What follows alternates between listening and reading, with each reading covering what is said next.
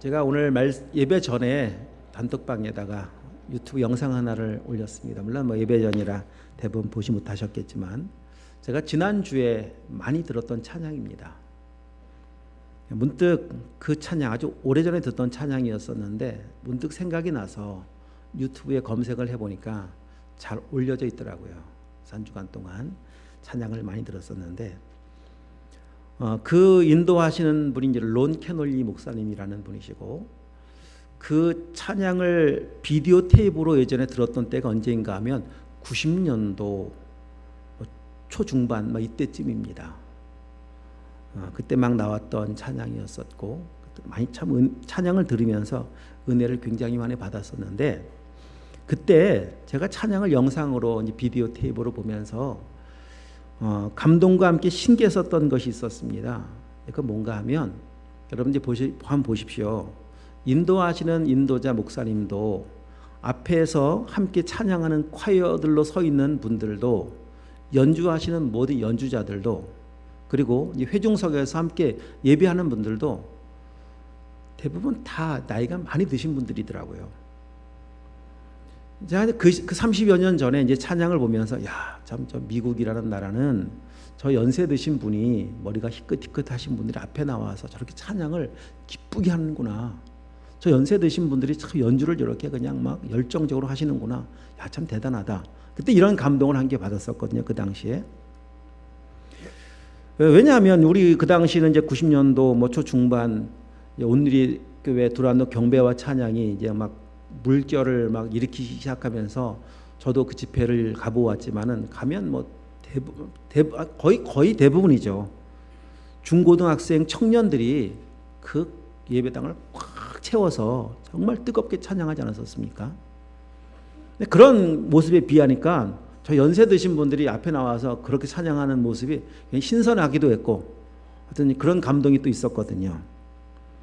지난주에 이제 문득 생각이 나서 한 주간 동안 그 찬양을 영상으로 다시 쭉 시청하고, 그때 그 감동받았던 기억도 나고, 그러면서 이번에 이제 영상을 보면서 깨달은 새로운 감동, 또 새로운 것은 무엇인가 하면, 어쩌면 30여 년 전 미국의 교회는 이미 다음 세대가 사라졌었나 보다, 이런 생각이 들더라고요.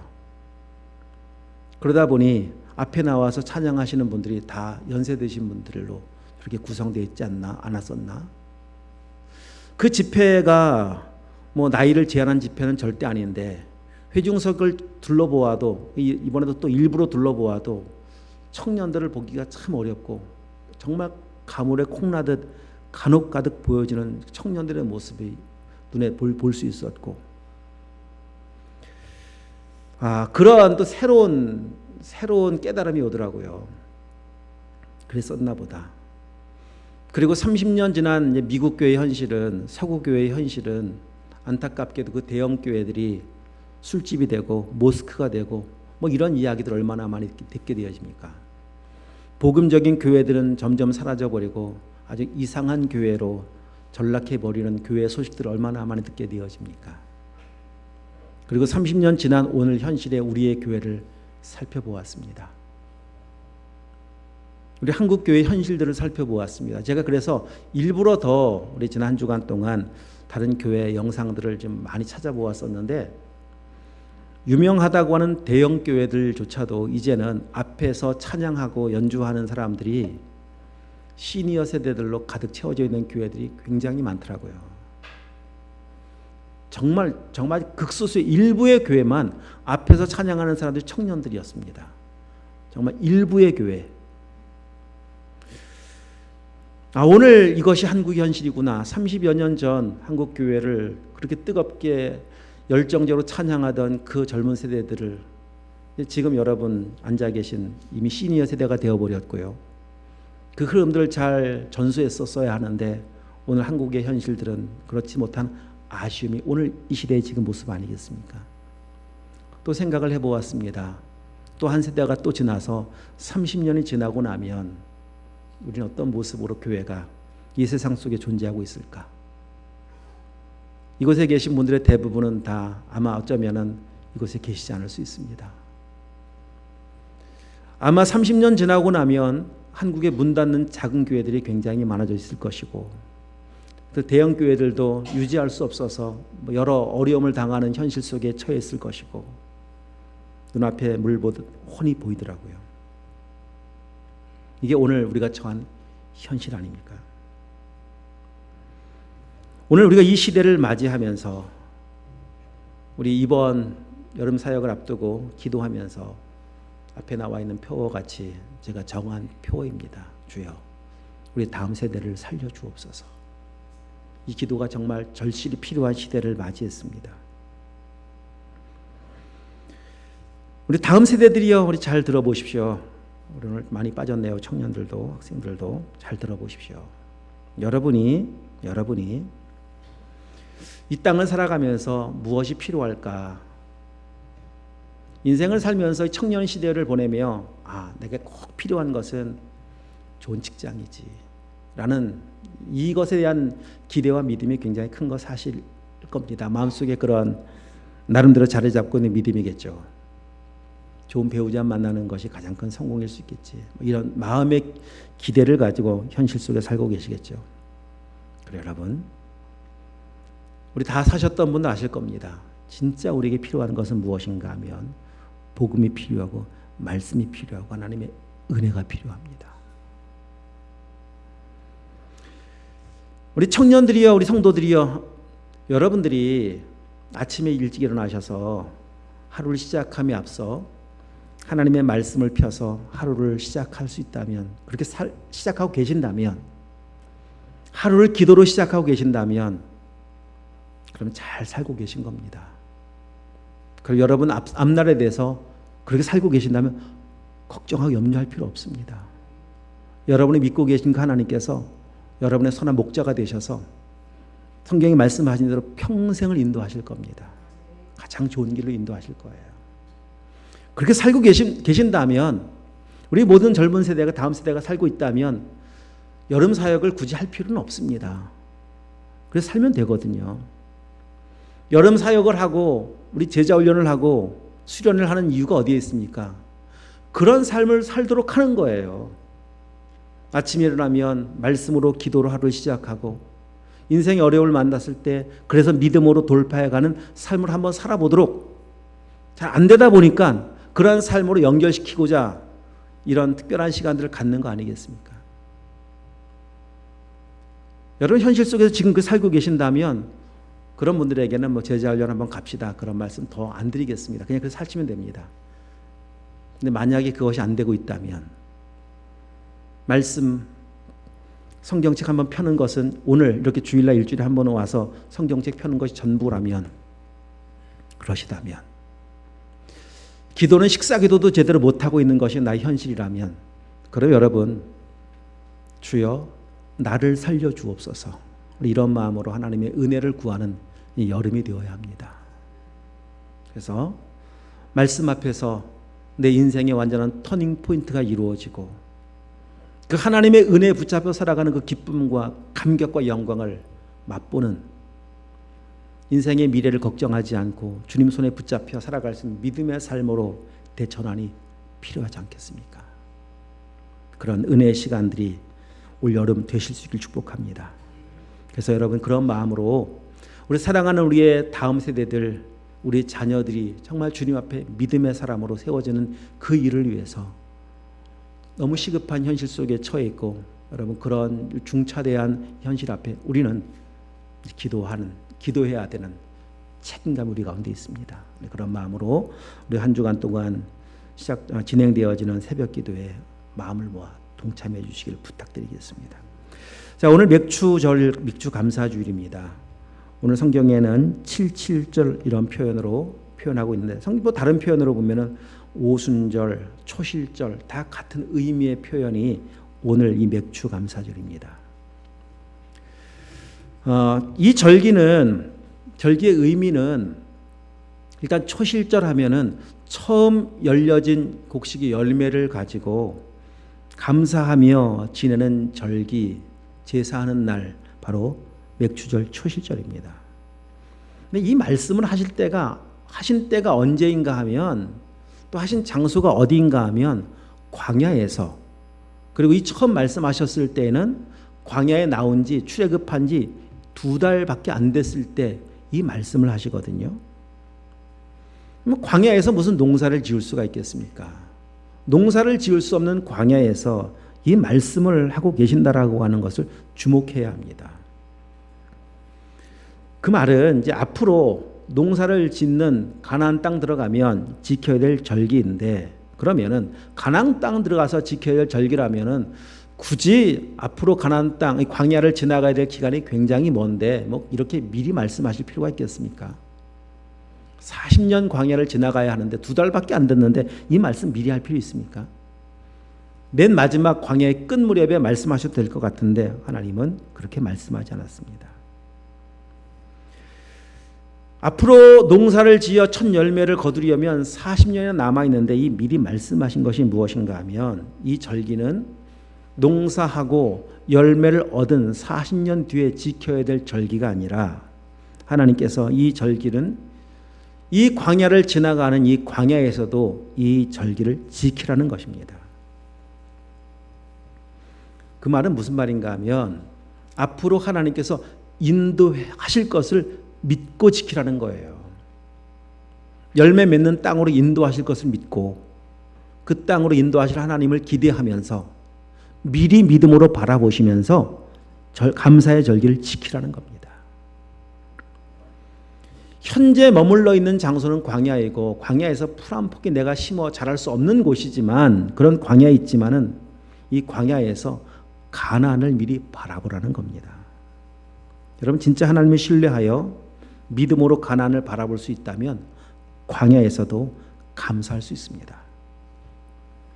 그러나 믿음이 없으면, 나를 구원하신 하나님에 대한 신뢰가 없으면 절대 감사는 없습니다. 그래서 감사하는 삶을 살기 위해서 필요한 것은 무엇인가 하면, 감사할 만한 환경이 아니라 절대적인 믿음입니다. 출애굽하게 하시고 우리를 영적으로 구원해 주시고 하나님의 자녀 삼아 주신 그 은혜가 필요한 것이고 믿음이 필요한 것입니다. 그러면 감사할 수 있습니다. 그래서 감사는요, 환경이 넉넉한 사람이 하는 게 아니에요. 믿음의 사람이 하는 겁니다. 그래서 하나님께서는 그 은혜, 믿음의 은혜, 구원의 은혜를 회복하기 위해서 아주 중요한 말씀을 하시는데, 12절 말씀을 다시 한번 우리 읽어보도록 하겠습니다. 12절입니다. 시작. 너는 애굽에서 종되었던 것을 기억하고 이 규례를 지켜 행할지니라. 아멘. 애굽에서 종되었던 그때를 기억해라, 이렇게 말씀하시죠. 애굽에서 종되었던 때, 종으로 살던 시대, 그때는 어떤 때입니까? 사람이지만 사람으로 살 수 없었던 때였습니다. 종에게는 인격이 없습니다. 종을 사람으로 대우한 적이 없습니다. 과거는 그랬었습니다. 짐승과 똑같습니다. 오죽하면 내가 자식을 낳아도 내 마음대로 키울 수가 없습니다. 아들을 낳으면 죽여야 합니다. 사람이면 그럴 수 있습니까? 짐승이나 그런 거예요. 짐승이나. 사람 대우받지 못하던 그 시절, 하루하루의 삶을 지옥같이 살아야 했던 그 시절, 물론 낳고 다 죽이진 않았을 겁니다. 모세의 부모도 모세를 3개월 동안은 어떻게든 키워보려고 했었잖아요. 한번 그런 때를 생각해 보십시오. 아들을 낳았습니다. 죽여야 되는데 죽일 수 없어서 그냥 숨겨가며 키울 때, 그 아이의 울음소리가 울음만 조금만 나도 들킬까봐 어떻게 했겠습니까? 아기가 울지 말라라고 한다고 안 웁니까? 지금 이 상황은 울면 안 되는 상황이다. 뭐 그 말을 알아듣습니까? 그냥 울잖아요. 어떻게 합니까? 그러면은 입을 틀어 막아야 되잖아요. 이불을 뒤집어 씌워야 되잖아요. 그래가면서 아이를 키우는 그 과정이 얼마나 지옥 같은 시간이겠습니까? 울면서 자라는 거잖아요. 또 울 땐 또 마음껏 울어야죠. 자, 그렇게 살아가는 하루하루 지옥 같은 삶들, 저 고된 일터에 가면 사람 대접받지 못하면서 그냥 하루하루를 그냥 겨우겨우 살면서 살아야 되는 그 하루 해가 뜨는 것이 그들에게 무슨 의미가 있었겠습니까? 지옥 같은 삶이 연속이었을 겁니다. 그런 삶을 살면서 그들이 기도를 했다면 어떤 기도를 했겠습니까? 그런 삶을, 지옥 같은 삶을 살면서 하나님, 우리 아들 이 세상에서 보란듯이 성공하게 하옵소서, 이런 기도 할 수 있었겠습니까? 하나님, 열심히 일할 테니까 돈 많이 주셔서 하나님 더 좋은 환경에 살게 하옵소서, 이런 기도 다 사치스러운 기도입니다. 진짜 하나님, 단 하루만이라도 내 사랑 아들과 마음껏 웃으며 먹으며 그렇게 한번 보낼 수 있는 날이 단 하루라도 있게 하옵소서, 뭐 이런 거 아니겠습니까? 정말 단 하루라도 사람 같은 삶을 살고 싶습니다. 단 하루라도. 그 이상의 기도는 다 사치스러운 겁니다. 그렇게 살던 지옥 같은 삶이 바로 애굽에서 종 되었던 삶이에요. 그렇게 살고 있었던 그들, 어느 날 이루어진 놀라운 일이 펼쳐져 가는데 그 애굽의 바로가 두 손 두 발을 닫습니다. 그리고 다 나가라. 야반도주하는 거 아닙니다. 해가 떠오른 그 아침에 집안에 있는 늘 사용하던 숟가락 하나까지도 다 들고 나왔던 것이 출애굽이에요. 이 출애굽이라고 하는 것은 기도 속에 있었던 내용이 아닙니다. 상상도 할 수 없는 내용들이 현실 속에서 펼쳐진 거예요. 지금 어떤 그런 꿈을 꿀 수가 있었겠습니까? 그 출애굽하면서 그들이 하나님 앞에 불렀던 그 감격스러운 찬송, 정말 목을 놓아 부르고 또 불러도 이게 꿈인가 생신가 싶었었던 그 감격스러운 날이 애굽에서 종되었던 날, 하나님의 은혜로 구원받은 날 아니겠습니까? 그날을 기억하라는 겁니다.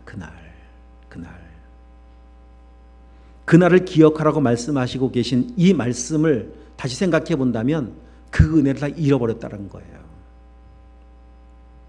하나님, 사람답게 하루만 살 수 있다면 더 바랄 것이 없습니다 라고 하는 소박한 기도 드렸었는데 이제 사람답게 살 수 있잖아요. 아이들이 마음껏 웃고 울어도 전혀 문제가 되지 않는 그런 꿈 같은 현실이 지금 내 삶에 이루어져 있지 않습니까? 그런데 어떻습니까? 몇 날이 못 되어 그들의 반응이 어땠습니까? 사람의 연약함은 참 금방 망각하는 거예요. 그렇게 빨리 잊어버립니다. 금식을 해보신 성도님들은 아시겠지만 금식을 한 끼 아닌 조금 장기 금식을 이렇게 해보다 보면 금식하는 아침에 눈을 딱 떠보면, 저는 이제 금식을 좀 해보면서 제가 이제 20일까지밖에 못 해보았지만 금식을 하는 아침 눈을 딱 뜨면서 굉장히 좀 힘이 없어집니다. 뭔가 살 의욕이 없어지는 것도 느껴지고, 오늘 아무것도 못 먹는다라고 하는 게 굉장히 마음을 공허하게 만들기도 하고, 하여튼 그런 기분을 저는 금식하면서 경험을 해보았거든요. 먹는 것이 주는 낙이 굉장히 크지 않습니까? 금식이 이제 진행되면서 배가 고프니까 떠오르는 것은 금식 끝나는 날. 그래, 금식 끝나면 뭘 먹을까? 하여튼 음식밖에는 머릿속에 막 꽉 차 있잖아요. 그렇게 금식이 딱 끝나고 나서 여러분, 이제 20일 금식이 끝났습니다. 그리고 식탁에 앉습니다. 삼겹살 막 구워놓고 먹고 그러지 않잖아요. 그렇게 금식하고 난 뒤에 제일 먼저 먹었던 게 뭐냐면 동치미. 물을 또 먹을 수가 없잖아요. 그냥 맑은 동치미만한 거 하는 걸 떠놓은 거예요. 그리고 이제 기도를 하는 겁니다. 그러면 여러분 다 식사 기도 하시죠? 다 하시죠? 우리 학생들도 하나요? 네. 자, 그러니까 늘 하는 기도인데 20일 금식 마치고 동치미 하나 떠놓고 식사 기도하는 그 기도는 하나님 감사합니다. 감사의 깊이가 달라요. 경험 안 해보지 못한 분들은 전혀 모릅니다. 20일 동안 못 먹었다니까요. 배와 등이 붙어 있어요. 그냥 다른 무슨 산에 진미가 있는 게 아니잖아요. 동치미 딱 맑은 동치미 한 떠놓고 이제 한 숟가락 뜨기 전에 감사합니다. 동치미 한 숟가락 딱 넣으면서 하나님 감사합니다. 그 감사가 그냥 막 이 곳 우러나는 정말 마음 절절한 감사예요. 왜 그렇게 감사하는가 하면 배고픈 그때가 있었기 때문에 그런 거 아니겠습니까? 그런데요, 참 신기한 것은 하루만 지나도 달라져요. 감사의 깊이가 달라져요. 좀 옅어져요. 이틀 지나면, 3일 지나고, 일주일 지나면 달라져요. 감사합니다. 대충 이렇게 돼버려요.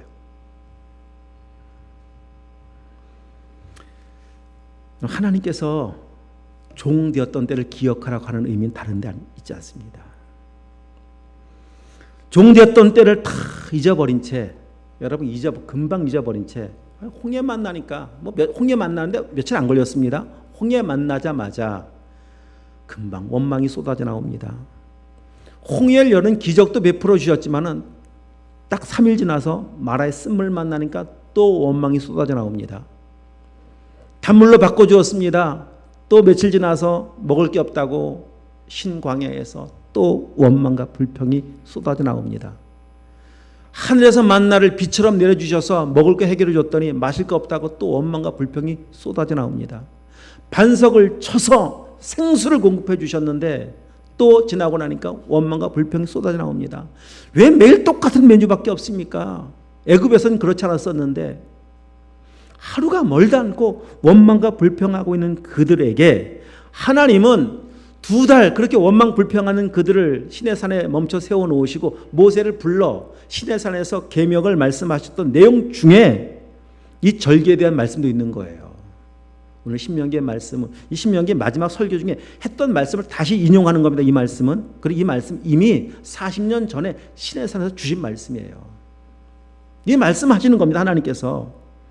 하나님의 은혜, 너희가 지금 이 광야에 나와 있지만 출애굽이 엄청난 기적 같았던 그때 출애굽의 그 역사가 있었던 그 아침에 얼마나 감격스럽게 그 은혜를 찬송하며 나왔었느냐. 근데 왜 지금 이곳에 와 있는 너희들 원망과 불평이 입에서 떠나질 않고 끝나질 않느냐. 그 이유가 무엇이냐 하면 은혜를 잃어버렸기 때문이란다. 이 말씀하고 계신 거거든요.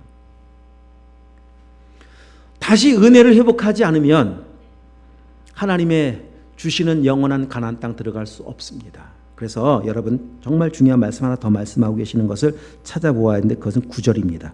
자, 9절 한번 더 읽겠습니다. 7주를 셀지니 곡식의 낫을 대는 첫날부터 7주를 세어. 자, 여기는 이제 한글 성경에 보면 그냥 7주를 셀지니 이렇게만 나와 있는데 원의 정확한 의미의 그 의미를 보면은 좀 해석이 안 된 부분이 하나 있습니다. 그것은 무엇인가 센다라고 하는 단어 뒤에 전치사가 하나 붙어 있는데 너희를 위하여라고 하는 단어가 하나 더 붙어 있습니다. 타스파르라고 하는 건 센다, 계수한다라고 하는 단어의 의미고 또 라크, 타스파르, 라크 이렇게 붙어 있거든요. 라크는 번역이 안 됐어요. 그 라크라는 전치사가 너희를 위하여. 그 연결해 보면 그런 겁니다. 너희를 위해서 7주를 세어라 이런 의미입니다. 자, 보십시오. 77절 맥추절 그날을 기준으로 해서 7주를 거슬러 올라가 한번 세어가 봅시다. 한 주 앞으로 가보고 한 주 앞으로 가보고 한 주 앞으로 가서 7주 앞으로 가보면 만나는 날이 있습니다. 그날 언제인가 하면 6월절입니다. 7의 기준은 6월절을 기준으로 한 거예요. 6월절이 구원받은 날이거든요. 이스라엘 백성들이 애굽에서 나온 날 그날이 6월절입니다. 계수해 가보면 그곳에서 만난 하나님의 은혜가 있다라고 하는 겁니다. 너희를 위해서 꼭 필요한 것은 무엇인가 하면 하나님의 은혜를 계수하는 거라고 하는 거예요. 구원의 은혜를 아는 겁니다. 구원의 은혜를 회복하는 겁니다.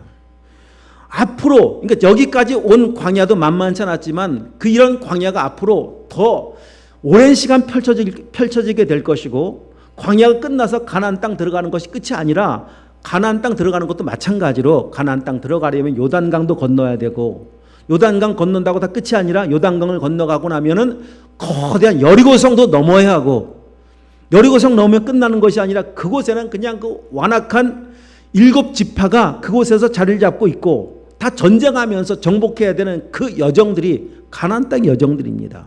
그러면 이 남은 광야의 남은 시간들도 하나님의 은혜가 아니면 광야의 길을 승리할 수가 없습니다. 하나님의 은혜가 있어야만 광야의 길을 승리할 수 있습니다. 하나님께서 이 백성들을 구원하신 목적을 그래서 출애굽기 19장에 말씀하고 계신 건데, 구원하신 목적, 출애굽하게 하신 목적, 그 목적은 창조하신 목적과 똑같다고 말씀드렸잖아요. 하나님의 소유가 되고 거룩한 백성이 되고 제사장 나라가 되는 것, 이게 생명입니다. 하나님의 자녀가 되는 영광인데, 이 생명을 얻게 되어진 사람, 하나님의 은혜, 믿음을 갖게 된 사람은 광야의 여정이 아무리 힘들어도 그 힘든 여정을 그냥 겨우겨우 턱걸이 하듯이 낙제 점수 면하면서 지나가는 것이 아니라, 그 은혜만 있으면 진짜 하나님의 소유가 되고 거룩한 백성이 되고 제사장 나라가 된 사람은 넉넉히 이겨나갑니다. 그러기 위해서 필요한 것이 은혜라고 하는 거예요. 여기 접어두시고 우리 요한 1서, 뒤로 신약성경 맨 뒷부분 요한계시록 앞부분은 요한 1서 5장을 한번 펴보도록 하십시다. 다 함께 한번 펴보십시오. 요한 1서 5장.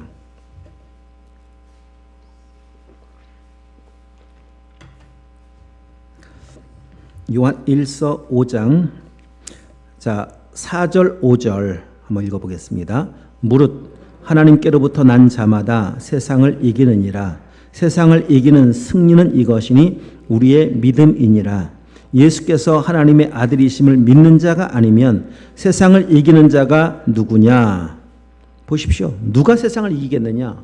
하나님께로부터 난 자, 믿음의 사람만 세상을 이길 수 있다. 이 세상의 광야를 힘겹게 지나가는 것이 아니라 넉넉히 이기는 믿음의 승리, 그 승리는 바로 하나님께로부터 난 믿음의 사람, 믿음, 하나님의 은혜는 능히 이길 수 있다라고 말씀하고 계십니다. 그래서 이 믿음의 승리를 위해서 필요한 것이 무엇인가? 우리의 자신을 위해서, 여러분 자신을 위해서 다시 은혜를 회복하는 겁니다. 오늘 우리의 현실 속에서 원망이요, 불평이요, 괴로움이요, 탄식이 나오고 있는 것은 그 환경의 문제가 아니라 늘 누누이 말씀드리지 않습니까? 하나님과 관계의 문제이고 은혜가 사라져버린 은혜의 문제임을 말씀하고 계시지 않습니까? 우리 최근에 묵상했었던 사도행전에 나오는 사도들의 모습을 보십시오. 사도 바울의 모습을 보십시오.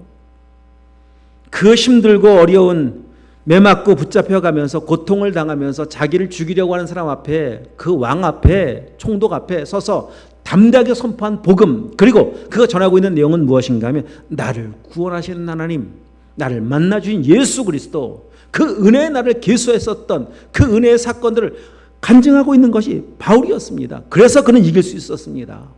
죽음도 두려워하지 않고 생명조차 귀한 것 여기지 않고 이 사명을 완수할 수 있었습니다.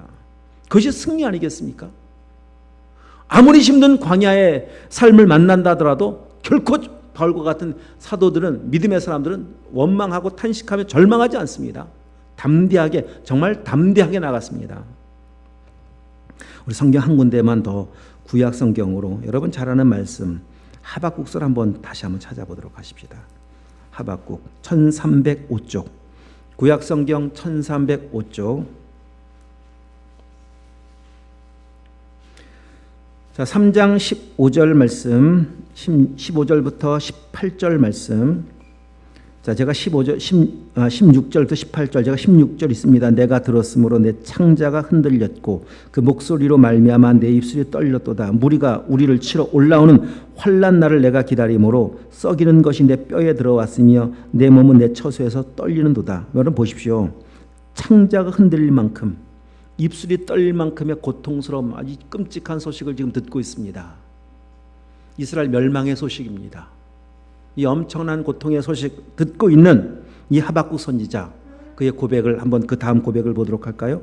그런 상황에서 자, 17, 18절 시작. 비록 무화과나무가 무성하지 못하며 포도나무에 열매가 없으며 감람나무에 소출이 없으며 밭에 먹을 것이 없으며 우리의 양이 없으며 외양간에 소가 없을지라도 나는 여호와로 말미암아 즐거워하며 나의 구원의 하나님으로 말미암아 기뻐하리로다. 아멘. 구원의 하나님의 그 은혜가 있기에, 은혜를 계수하는 그 지혜가 있었기 때문에 이 절망스러운 상황이 탄식으로 끝나는 것이 아니라 찬송으로 연결되더라고 하는 겁니다. 이것이 승리 아니겠습니까? 오늘 우리의 삶을 한번 돌아보십시오. 우리 인생의 광야를 지나가면서 지치고 힘들고 괴롭고 답답한 이 광야의 현실, 여러분 이 광야의 현실 속에 우리에게 진짜 필요한 것이 무엇이겠습니까? 오늘 처해 있는 그 현실 속에는 문제 해결이 가장 먼저 필요한 것이 아니라 바로 오늘 성경이 말씀하고 계신 것 같이 은혜를 회복하는 겁니다. 애굽의 종되었던 때를 기억하는 것이고 다시 은혜를 계수하면서 나 같은 죄인 구원하신 하나님의 사랑, 나 같은 죄인 살리신 하나님의 은혜를 회복하는 것이 가장 먼저 시급하게 필요한 회복의 은혜입니다. 여러분 진짜 나 같은 죄인 구원하신 하나님의 은혜만 회복될 수 있다면, 그런 하나님의 사랑이 내 안에 다시 부어진다면 인생이 아무리 고통스러운 상황을 만난다 하더라도 여러분 넉넉하게 이깁니다. 넉넉하게 이깁니다. 왜 쓰러지고 넘어진지 아십니까? 왜 실패하는지 아십니까? 우리 위에서 언급했었던 이스라엘 백성들을 홍해 때문 아닙니다. 마라의 쓴물 때문도 아니고 양식이 없는 거, 마실 것이 없는 문제가 아닙니다. 바로 애굽의 종되었던 그들을 구원하신 하나님의 은혜를 잃어버렸기 때문에 그렇습니다. 그래서 은혜가 사라지면 다 무너져요. 누구든 무너집니다. 누구든. 이스라엘 백성은 출애굽한 뒤에 계속 애굽을 그리워하잖아요. 순간순간 애굽을 동경하는 모습을 성경에 찾아볼 수가 있는데 왜 그렇습니까? 은혜를 놓친 거예요. 여러분 은혜가 생략된 상태에서, 사라진 상태에서 애굽과 광야를 단순 비교해 보면은요, 애굽은 광야보다 훨씬 낫습니다. 그들이 이야기한 것 같이 왜 우리에게 애굽에 있었을 때는 뭐 먹을 것, 생선, 오이, 참외, 부추, 파, 마늘 다 있었는데 왜 여기 아무것도 없느냐? 아무것도 없느냐? 이 박한 식물, 박한 음식 만나밖에 없느냐? 얼마나 불평을 많이 합니까? 그 말이 뭐 현실적으로 틀린 게 아니죠. 단순 비교해 보면 애굽이 훨씬 낫다니까요. 그들의 말 틀리지 않습니다. 그럼에도 불구하고요, 하나님의 은혜가 있는 사람은 애굽과 비교할 수 없는 저 밑바닥 광야의 한복판을 지나가도요, 하나님의 은혜가 있으면 애굽에서 하지 못한 찬송을 여기서는 할 수 있어요. 그것이 은혜의 능력이고 믿음의 능력입니다. 하나님께서 우리 가운데 허락하신 은혜는, 믿음은, 하나님의 생명은 어떤 능력을 주시는 건가 하면 우리 현실의 환경을 바꾸는 능력이 아니고 우리 존재를 바꾸는 능력입니다. 마음을 바꿔요. 그리고 삶을 살아가는 태도를 바꿔요. 하박국과 같이 바꿔줍니다. 그래서 이 은혜를 알지 못하는 믿음이 없는 사람들이 볼 때는 하박국의 이 찬송을 보는 사람들이 이 말씀 그대로 놓고 볼 때 다 망해 있는데 하나님을 찬송하더라. 이 정신 나간 사람 아니겠습니까? 이상해 보이잖아요. 그래서 믿음의 사람들의 삶은 믿음 없는 사람들이 볼 때는 이상해 보여야 정상입니다. 여러분은 그렇게 보여야 정상입니다. 어떻게 저 상황에서 찬송을 할 수가 있을까? 어떻게 저렇게 바쁜데 하나님을 의지하고 믿음으로 살려고 저렇게 예배로 기도로 살 수 있을까? 저렇게 피곤한데도 늘 아침에 일어나서 기도하고 새벽 기도하고 어떻게 저렇게 살 수 있을까? 어떻게 저 친구는, 우리 학생들이요 잘 들으십시오, 어떻게 저 친구는 시험 기간인데 매주 교회 갈 수 있을까? 주일마다. 다르잖아요. 믿음으로 살아가는 사람들의 삶의 태도는 이상해 보여야 정상입니다. 하나님은 그렇게 믿음으로 살아가는 사람들 가운데 은혜를 베풀어 주십니다. 지옥 같은 환경을 천국으로 바꿔주세요. 그게 빌립보 감옥의 이야기입니다. 감옥이잖아요. 감옥. 빌립보 감옥에 갇힌 바울과 실라가 기도하고 찬송할 때 천국이 되지 않습니까? 감옥에 나왔기 때문에 천국이 아니에요. 감옥도 천국이 돼요. 여러분의 처한 그 환경도 천국이 될 수 있습니다. 어떻게? 내가 하나님의 은혜를 회복하면 천국 되는 거예요. 그래서 은혜를 회복하는 것이 필요합니다. 또 하나님은 사람이 상상할 수 없는 놀라운 기적도 베풀어 주시기도 하세요. 감사할 때, 찬송할 때. 그 대표적인 예가 역대하 20장 이야기입니다. 이스라엘 백성들 여호사밧 왕 때 연합 군대가 공격해 올 때, 연합 군대 공격입니다. 어찌할 바를 몰라 오직 주님만 바라봅니다. 정말 주님만 의지하고 기도하기 시작할 때 하나님의 은혜가 임하였고, 선지자의 말씀을 통해서 전쟁에서 나갈 때 그 찬송의 주제가 뭔지 아시죠? 여호와께 감사하세. 그는 선하시며 그 인자하심이 영원함이로다. 이 시편의 찬송을 이스라엘 백성들이 찬송하며 나갈 때 찬송이 울려 퍼지자마자, 감사의 고백이 울려 퍼지자마자 하나님은 그 전쟁에 칼 한 번 써보지 않은 승리를 허락해 주십니다. 그런 일도 허락해 주시는 거예요. 그러니까 우리가 은혜를 회복하며 살아가는 것이 얼마나 중요한지 몰라요. 은혜 잃어버리면 다 잃어버리는 거예요. 근데 은혜만 회복하고 내가 오늘 여러분이 지금 처한 그 상황에서도 감사할 수 있다면 하나님이 일하십니다. 그래서 오늘 우리에게 필요한 것 다시 은혜를 회복하는 것입니다. 그 은혜를 회복함으로 광야를 지나가는 우리 현실 속에 때로는 감옥 같은 현실 속에서 천국을 누리시는 복된 삶이 되시길 축복하고 은혜를 회복함으로 또 하나님이 행하시는 기적의 영광을 보는 우리 모두가 다 되실 수 있기를 주님으로 축복합니다. 자, 우리 기도하도록 하십시다.